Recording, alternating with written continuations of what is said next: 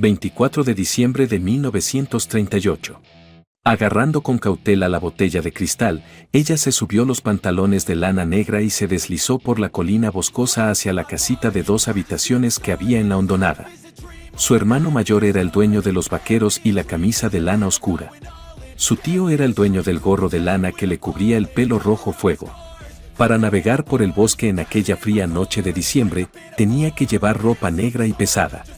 Le había prometido a la viuda Amos que cogería a su hijo y huiría del condado si incendiaban su casa. Un enemigo menos con el que lidiar en Amos.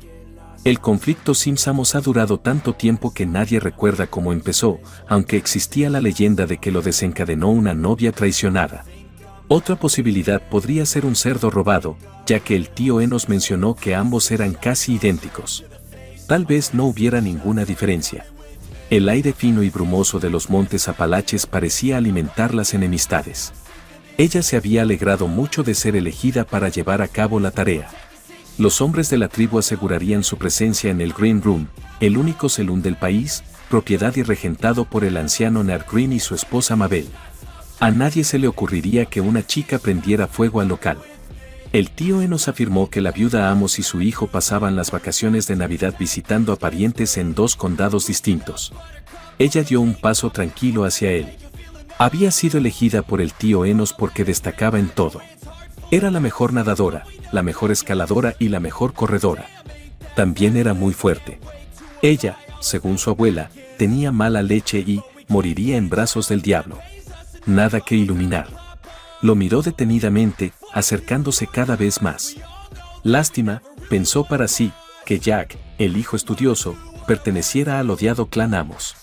Siempre había sido agradable, al menos con ella, y nunca había planteado ninguna pregunta. Incluso era bastante simpático, de una manera discreta. Incluso jugó con él cuando empezó a ir al colegio, en tercero fingieron ser novios.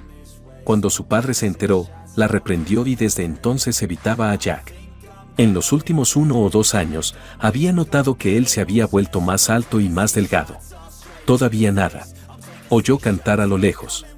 Nochebuena, por supuesto, significa villancicos. Con manos temblorosas, dejó la botella en el suelo, quitó el tapón y envolvió el cuello con el paño grasiento de su cinturón, metiendo un extremo dentro. Sacó una pizarra plana y seca de un bolsillo de los vaqueros y un lucifer del otro. Se acercó un poco más después de coger la botella. Su tío le había explicado todo con detalle. Para que el fuego se extendiera rápida y completamente por toda la casa, tenía que golpear el porche delantero, bajo el tejado envoladizo. En el primer impacto, el lucifer fue capturado. Ella tuvo la impresión de presenciar cómo otra persona encendía el trapo y lanzaba la botella, que estalló precisamente en la puerta principal. Ella debería haber huido de inmediato, pero en lugar de eso permaneció inmóvil durante un tiempo considerable mientras el fuego se propagaba, lanzando llamas de color naranja brillante que salían disparadas hacia el tejado y luego hacia el cielo. Era una noche fresca, después de todo, y no parecía poder irse. El calor del fuego en su cara la hizo cerrar brevemente los ojos en éxtasis. Las llamas se disparaban hacia arriba y hacia arriba. Oyó caer algo en algún lugar entre el crepitar. ¿Quizá un rayo? Aún así, el encantamiento se rompió y se dio la vuelta para marcharse. Se oye un fuerte crujido, luego otro y un tercero. Ella volvió a mirar a su alrededor, justo cuando la puerta de la cabaña estalló y una figura ennegrecida que aferraba un libro salió tambaleándose de una puerta en llamas, tosiendo. Ella soltó un grito ahogado. El tío Enos había jurado que se habían ido, y se suponía que no había nadie en casa. Ella levantó la vista al oír su grito ahogado y vio que el rostro de Jack estaba contorsionado por el dolor y pálido a la luz, incluso silueteado contra el fuego. Se sacó el humo de los pulmones, con los ojos brillantes clavados en ella, y ella le devolvió la mirada durante un largo rato antes de darse la vuelta y correr ladera arriba como si el mismísimo diablo la persiguiera. Oh, cómo me gustaría poder hacerlo. Mirando hacia atrás desde lo alto de la cresta, temió que él fuera a darle caza, pero en lugar de eso vio su oscura figura cayendo hacia la carretera principal, que estaba a 1,5 kilómetros de distancia. Corriendo por arroyos y a través de un aire doloroso, ella corrió hasta llegar a casa de su prima, donde se despojó de la ropa en el estanque y la hundió profundamente con una pesada piedra que ya estaba colocada. Se quitó el olor a humo de la ropa y se puso el camisón antes de subir corriendo las escaleras y meterse en la cama de su prima, donde Mary Sue, de 12 años, se revolvió y murmuró.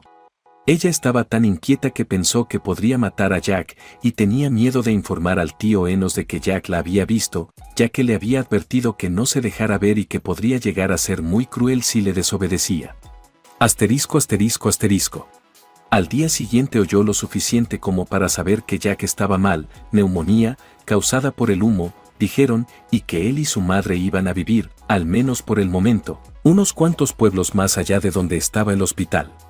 El sheriff había salido, pero solo le interesaba saber dónde estaban Enos y los demás hombres. El tío Enos no se había asombrado al enterarse de que Jack estaba de vuelta en casa, solo un poco descontento de que evidentemente hubiera sobrevivido. Ella tomó nota mental de no volver a confiar totalmente en Enos. El sheriff miró a su alrededor, pero en realidad no había nada que encontrar. Y la vida continuó.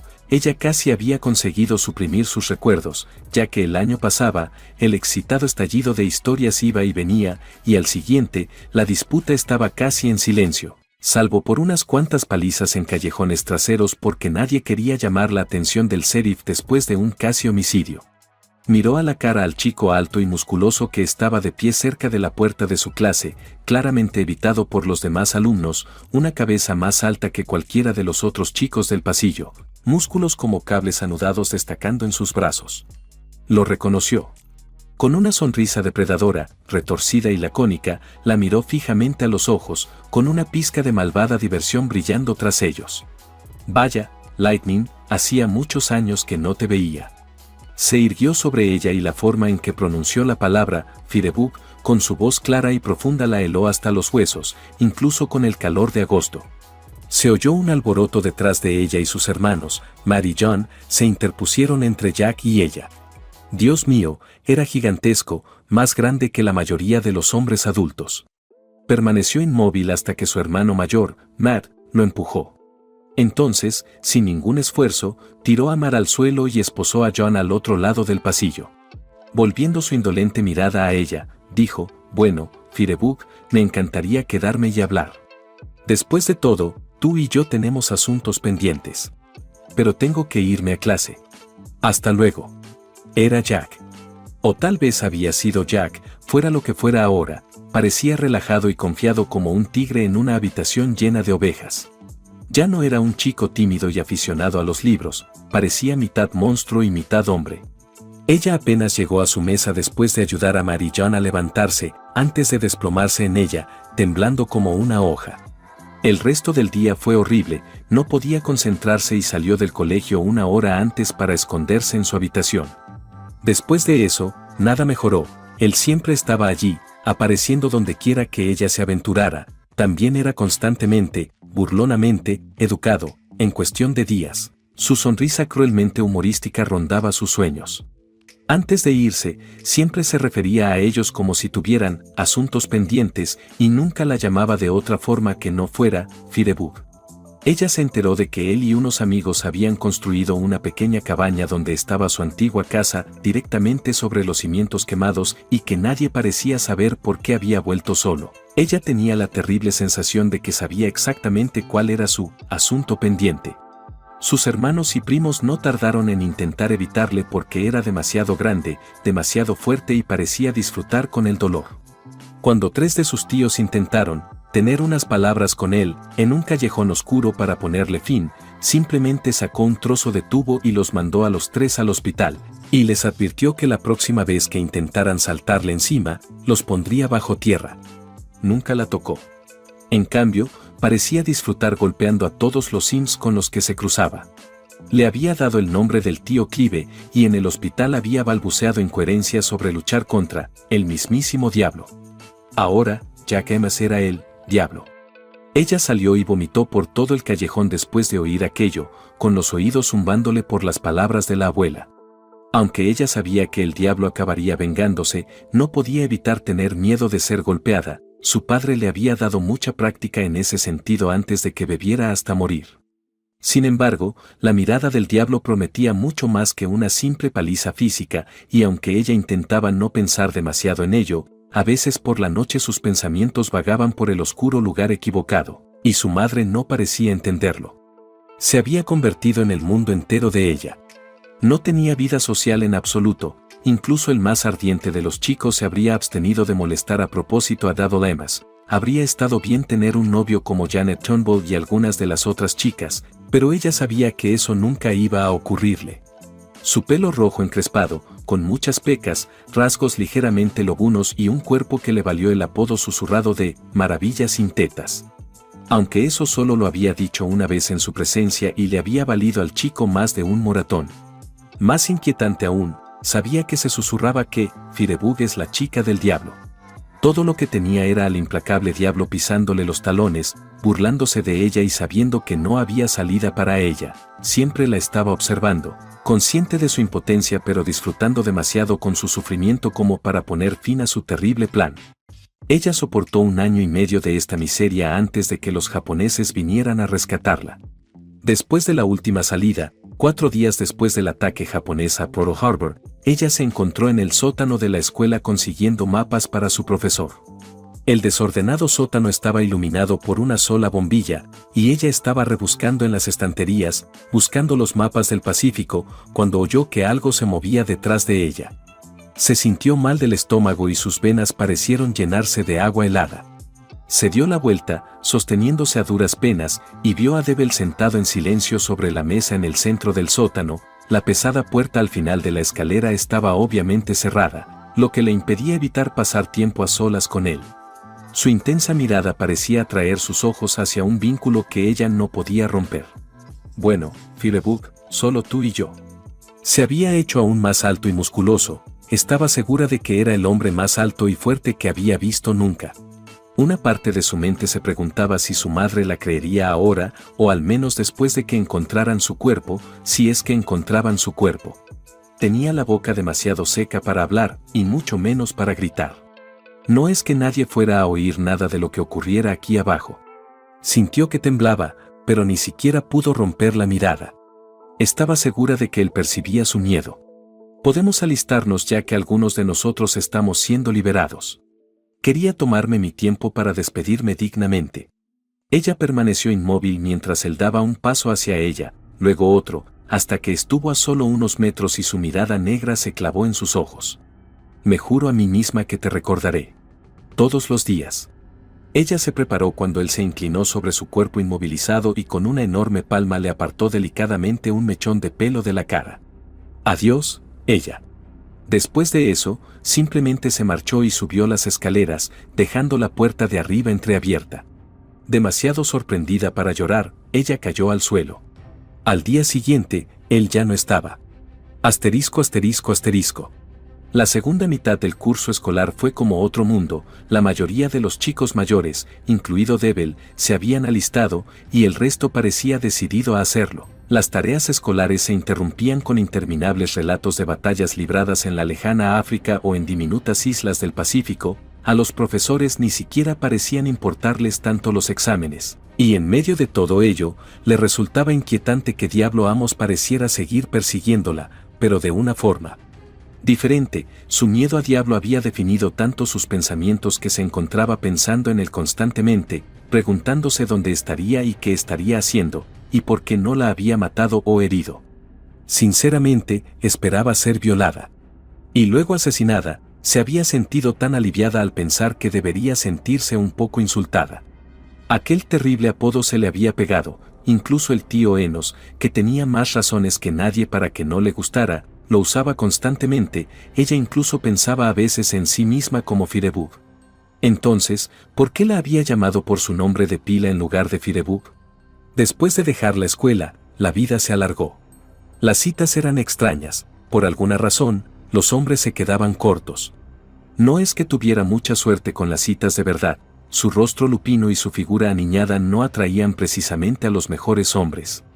Además, los pocos hombres que se quedaban en la ciudad durante la guerra apenas merecían la pena, y los que estaban de permiso solo buscaban una cosa, que, admitámoslo, a ella también le gustaba. Había tenido muchas aventuras de una noche, pero ninguna relación duradera. Louis Patch había sido el primero y no le había parecido gran cosa, pero con el tiempo se dio cuenta de que le picaba el gusanillo de tener que rascarse de aquella manera, aunque no se tratara de un chico al que realmente quisiera conocer o estar cerca. No se volvió loca por ello como Janet Turnbull, pero tampoco acabó, con un niño, nada más salir de la escuela como Janet.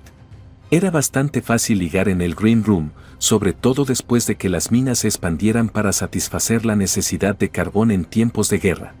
Muchos mineros eran solteros, y una chica sin ataduras como ella podía satisfacer sus deseos sin demasiados problemas. La mayoría de las mujeres competían por los guardianes, los que se casaban.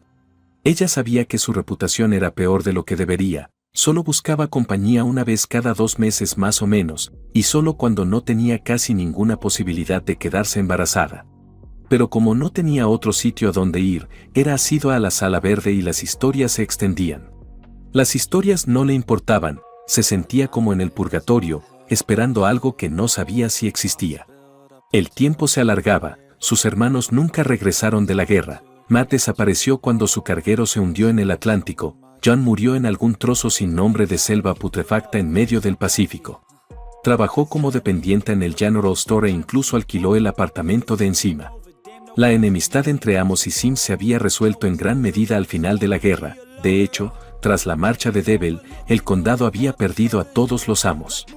Sin embargo, ella se había visto arrastrada a los sindicatos y a la desesperada lucha entre los mineros y los propietarios con sus rompehuelgas, gracias a su tío Enos. Empezó con pequeñas cosas como hacer de vigía o pasar chismes de la Sala Verde, pero con Enos siempre había un poco más. A su debido tiempo, se produjeron incendios inexplicables en las instalaciones de la mina y en las oficinas de registros. La tienda de la empresa, que vendía artículos tremendamente caros, ardió 2 veces, pero los propietarios se dieron cuenta de lo que pasaba y la mantuvieron cerrada. Esto supuso una gran victoria para el sindicato, ya que obligó a los propietarios de las minas a pagar en efectivo en lugar de con el guión de la compañía, generalmente sin valor. Las viviendas de los esquiroles también ardieron. Sin embargo, los incendios solo se producían cuando no había nadie dentro de los edificios, algo que Firebug se aseguró de que nunca ocurriera. El sheriff la interrogaba en cada incendio, pero su empleo y su pequeño apartamento en el almacén general le proporcionaban una coartada fácil. Su vida volvió a dar un vuelco 3 años después de la guerra. Había llegado mucho más tarde de lo habitual, pero la Sala Verde ya estaba repleta de mineros mugrientos y ella buscaba un lugar donde posarse por la noche que no estuviera sobre sus rodillas. Hacía ya unos meses que no sentía la necesidad de rascarse el picor porque, por alguna razón, se sentía inquieta e intranquila. Ella vio una silla libre en una mesa contra la pared del fondo y se acercó a ella. La mayoría de los mineros la dejaron coger la silla, aunque solo fuera para cogerla, pero mientras se abría paso entre la multitud que parecía retroceder extrañamente ante la mesa, sintió que le temblaban las rodillas. Firebug. No pensé que volvería a verte. Desde su asiento al otro lado de la pequeña mesa, Devil Amos eclipsaba el mundo, su poderosa forma hacía que incluso el más grande y poderoso de los esforzados mineros pareciera débil y pequeño. Un vaso de whisky se empequeñecía en una poderosa mano, parecía más duro, con algunas cicatrices más. De algún modo, se había vuelto aún más imponente. Firebug, que ya no era una colegiala, contrajo los hombros y le devolvió la mirada, temblando por dentro como una hoja, pero intentando desesperadamente no demostrarlo. Todas las viejas preocupaciones volvieron a surgir. Diablo. A mí me pareces un mapache. Ella sabía que él podía oír la grieta y el temblor en su voz, pero al menos respondió por primera vez. Él esbozó una sonrisa burlona ante su atrevimiento y se terminó el whisky. He estado ocupada. Pero tenía que volver. Asuntos sin resolver, ya sabes. Un pasadizo se creó delante de él como por arte de magia, y todo el mundo se detuvo y se quedó mirando mientras él salía. Se puso de pie, lo que hizo retroceder aún más a la multitud, pasó junto a ella y se apresuró a salir por la puerta. Ella se quedó mirando tras él, atónita, hasta que una voz por detrás dijo algo. ¿Quién demonios era? Ella se giró para ver a Jenny Turnbull, la hermana pequeña de Janet, que miraba fijamente a la entrada. Es el diablo. Mabel Green se les acercó por un lado. ¿Qué ha dicho? Asuntos pendientes. Incapaz de comprender, Jenny silbó, ¿puedo quedármelo? Con expresión de ataúd, Mabel negó con la cabeza. Janie, por favor, evita esto. Firebug es la hija del diablo, y cualquiera que se entrometa en sus asuntos tendrá que pagar el precio del infierno absoluto. Confundida, Janie continuó, ¿qué asuntos? Por fin ella pudo expresar su preocupación, diciendo, Janie quiere acabar conmigo. Tengo que pagar por haberle convertido en lo que es. Con un rugido hueco en los oídos, se dirigió a casa, fijándose en el apesadumbrado asentimiento de Mabel y en la mirada atónita de Janie. Pasó toda la noche escuchando los bulliciosos sonidos que emanaban de la sala verde, seguidos del escalofriante silencio del invierno. Estaba segura de que la mataría, tal como había dicho la abuela. Quizás había estado esperando este momento durante los últimos 7 años. Todo lo que tenía para vivir era una pequeña habitación, unos cuantos libros y algunas baratijas. Su ropa cabía en una maleta. En realidad, no tomó una decisión consciente, no tuvo una epifanía. Sin embargo, se sentía más tranquila y en paz que en mucho tiempo. No huiría de su destino. La noche siguiente, entró en Green Room con una premonitoria sensación de calma. El bar estaba menos lleno que antes y enseguida vio lo que había previsto, Daddle Amos, sentado en la misma mesa, tomando la misma bebida y mirándola fijamente desde la misma silla vacía. Ella se acercó a la barra, pidió un vaso de whisky a una desconfiada Mabel, fue directa a la silla libre y se sentó frente a él. Diablo. Bicho de fuego. Se quedaron sentados, mirándose fijamente, bebiendo whisky y sin pronunciar palabra, incapaces de oír el ruido de la multitud, viviendo en un universo silencioso de su propia creación. Por primera vez, ella le miró realmente a la cara, sus ojos intensos no vacilaban. Parecía estar examinándola con la misma atención. Después de una eternidad, ambos terminaron sus bebidas al mismo tiempo y se retiraron juntos de la mesa, sin decirse una palabra. Janie se acercó a ella, pálida. ¿Estás loca? No sé, parecía que tenía que hacerlo. La noche siguiente, y la siguiente, durante semanas, hasta Nochebuena, se encontró frente al diablo en el pub. Estaba claro que Diablo ya había bebido mucho, como demostraban los 2 vasos y las 2 botellas del mejor whisky de Mabel que tenía delante. Ella se había sentado frente a él y había cogido el vaso lleno, molesta por la interrupción de su ritual. Él la miró, la impasibilidad dando paso a algo más triste, más profundo, y se balanceó ligeramente en su asiento. «Feliz Navidad, Firebug. Feliz Navidad, diablo», observó Mabel nerviosa, y el público pareció percibir la alteración. Muchos deslizaron sus sillas más lejos del dúo de bebedores empedernidos. Él bebía con seriedad y ella hacía un gran esfuerzo por seguirle el ritmo, pero pronto se sintió tan inestable como él debido a su pequeña estatura. Cuando se acabó el whisky de la última botella, apenas se mantenían sentados en sus sillas. Con cierta dificultad, Debel se incorporó y ella le siguió. Ella oyó villancicos procedentes de la iglesia cuando se abrió la puerta y salió a la calle. Maldita sea, era Nochebuena, por supuesto, y ella enrojeció de rabia ebria. Solo consiguió mantenerse en pie mientras se retorcía hacia la puerta, y eso fue un gran logro. Se obligó a atravesar su incertidumbre, el mundo un ente que giraba y se retorcía, hasta que finalmente llegó a la puerta y la empujó para abrirla. Asterisco, asterisco, asterisco. Tras un sueño borroso, ella se despertó en la habitación oscura aferrada al hombre que compartía su cama. Movió su muslo desnudo sobre él, sintiendo que su picor se disparaba. Parecía que aquel hombre era grande en más de un sentido. Deslizó el muslo por encima de él hasta que estuvo listo y se echó encima de él. Era muy grande. Aunque estaba mojada, le costó introducirlo dentro de ella. Sintió que él empezaba a moverse con ella, un movimiento confuso y torpe, pero que la llenaba gloriosamente. Uno de los mineros, supuso. Asterisco, asterisco, asterisco.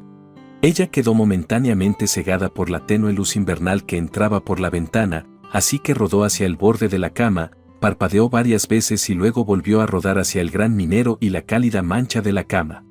Le miró a la cara y jadeó, la calidez y la perezosa somnolencia sustituidas por una alerta mortalmente fría.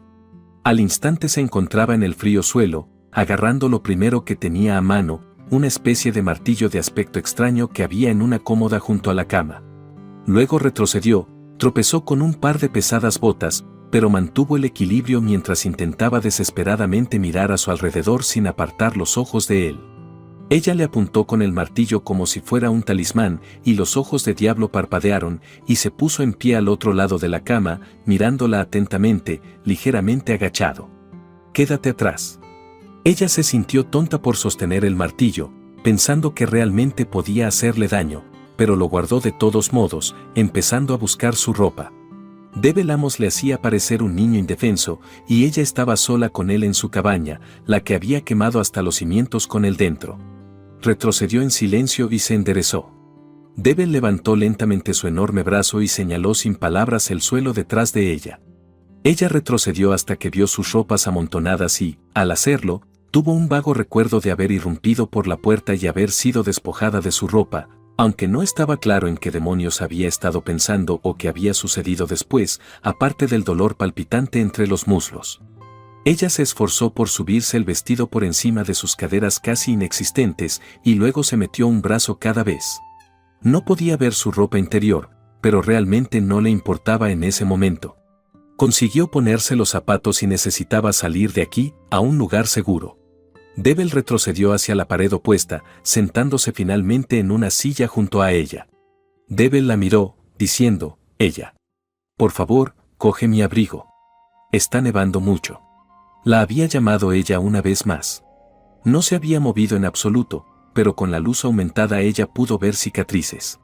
Como llamas congeladas, rojas y furiosas, en el lado derecho de su torso fuertemente musculado. Otras cicatrices. Extrañamente redondas. Balas, sospechó, en el otro lado. Miró por la ventana para confirmar la veracidad de su afirmación y se volvió rápidamente hacia él.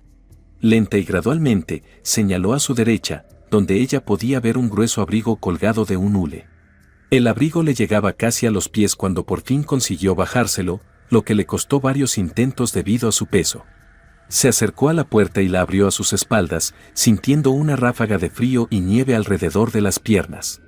Asintió mientras ella le lanzaba una última mirada. «Feliz Navidad, ella». Todo lo que ella pudo decir en respuesta fue, «Feliz Navidad, Jack».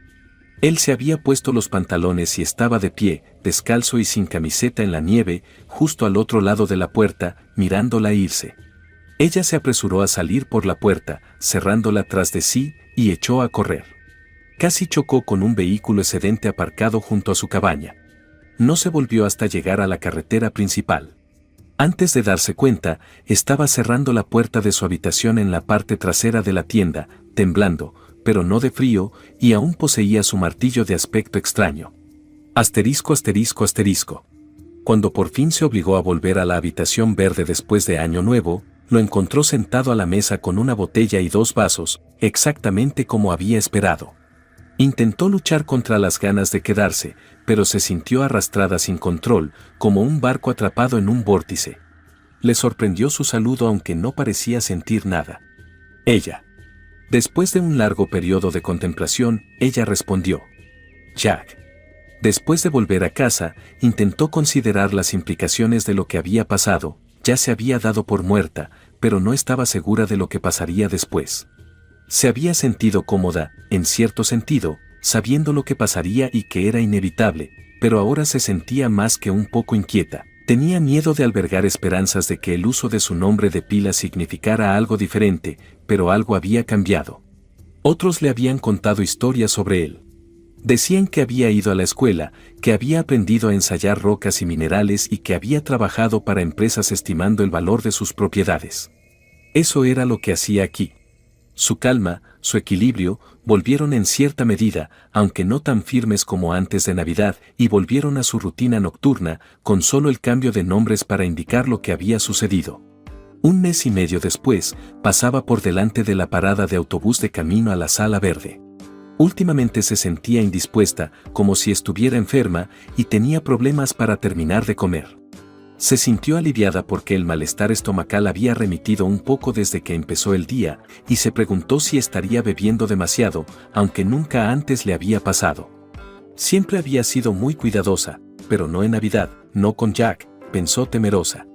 Estaba confusa y distraída al pasar por la parada del autobús cuando oyó ruidos bajos y estruendosos. Ella debe ser esa persona. El Firebug debe estar allí. Posiblemente. No es justo lo que había previsto. Pivotó sobre sus talones, preparada para desatar un furioso arrebato contra quienquiera que el guardia de la mina pensara que se estaba divirtiendo. Y se detuvo. 2 indios macizos, casi del tamaño de Jack, con mandíbulas cuadradas y chaquetas del ejército desteñidas la miraron fijamente. El que estaba más cerca de ella le dedicó una pequeña sonrisa mientras se esforzaba por hablar. «Tú debes de ser Alom Sems». Entrecerrando los ojos, asintió. «¿Qué quiere decir con no es lo que esperaba, jefe?» «Me imaginaba más bien a una Lana Turner con el pelo rojo dorado», dijo la otra persona. El primero soltó una carcajada. «Tengo que coincidir con eso. Discúlpeme, pero basándome en la descripción del Capi, supuse que usted sería. Vale, una cosa más. ¿Quién demonios es Capi y por qué piensa eso de mí?» «Nuestro capitán. Servimos con él en la aerotransportada. El hombre más duro que jamás se haya hecho, ascendió al rango de capitán, trabajando su camino desde soldado raso. De Casarín a Dougie, está todo aquí. Duro como un clavo». Cuando una vez le preguntaron qué lo hacía tan increíblemente duro, dijo que una mujer. Afirmó que lo mataron. Lo frieron. Con alma y todo. Nos habló de ti. Eso también explicaba por qué siempre llamaba a ella Mae a nuestro lanzallamas cuando estaba cabreado con él, dijo el otro con una sonrisa de tigre. El autobús arrancó tartamudeando. «Ese es nuestro viaje a Nueva York», dijo el primer indio, echando un vistazo al autobús antes de volverse hacia ella. «Sabes, no es asunto mío», pero dijo que lo que le ponía tan duro era el odio. Hizo una pausa. La única mujer a la que había amado le había traicionado. Nunca se recuperó de ello. El día que puso sus ojos en ella, se convirtió en la chica de sus sueños. Afirmaba no haber conocido nunca a alguien con un pelo tan exquisito. Después de eso, subieron al autobús y se fueron. Cuando ella vio partir el autobús, se dirigió a trompicones a la sala verde. Jack estaba donde solían estar. Ella tomó asiento. Ella. Jack. Ella dijo, «¿Tienes visitas hoy?», haciendo una pausa antes de continuar. Un par de tipos de la guerra de camino a Nueva York se encogió de hombros, claramente desconcertado por cualquier intento de conversación. Ella asintió lentamente. Bebieron suavemente hasta que se acabó el whisky mientras permanecían sentados en silencio. Ella siguió a Jack hasta la puerta y él se volvió hacia ella, perplejo, mientras miraba hacia atrás y veía, luego se detuvo allí mismo, en las afueras del pueblo, donde el camino se convertía en roca y comenzaba el largo camino hacia su cabaña. Con lágrimas no derramadas en los ojos, se acercó a él con entereza y fuerza. «Jack. No tenía ni idea. Cuando estabas en esa maldita casa, no tenía ni idea. No tenía ni idea de lo que sentías por mí. Ahora casi estoy gritando. No tenía ni idea». Tras chocar contra él, lo abrazó con sus brazos, sintiendo su abrazo a cambio, y sus lágrimas acabaron por estallar en sollozos agónicos e insoportables. Sintió que una mano grande y fuerte le pasaba cautelosamente por el pelo mientras él la dejaba llorar, simplemente de pie y apoyándola. Por fin, cerró los ojos, exhausta pero no agotada. Ella, ya he superado esto. De estos individuos. Este lugar. Nunca dejes de luchar por nada, por los míos, por los sindicatos, por las familias. Hay una tonelada más de cosas disponibles. Dios. El mundo es vasto y abierto. Playas y océanos. Los veranos en el sur parecen eternos. Pero mientras estés aquí, no puedo irme. Ella sintió que le apretaba la chaqueta. Sintió que la invadía una oleada de inquietante aprensión, ¿y si no la creía? «No ha habido más gente desde meses antes de que volvieras», dijo ella, con la voz entrecortada. «Lo sé, ella». «Sí, lo sé. Se te notaba. Te pregunté porque parecías un poco enferma. Me llamo la chica del diablo. Supongo que siempre lo he sido. No me gustaría que mi bebé naciera aquí, en este lugar. Yo tampoco quiero estar aquí. Estoy harta de ser una pirómana. Todo el mundo me llama así en estos días, ya sabes. Te acepté. Tal vez sea mejor dejar a Firebug aquí entonces». Así, Firebug pereció en el abrazo del diablo en las afueras de la ciudad. ¿Y ella? Sin decir una palabra a nadie, ella y Jack cargaron su jeep militar con sus pequeñas posesiones y condujeron hacia el sur hasta que el sol les quitó el último frío de la montaña.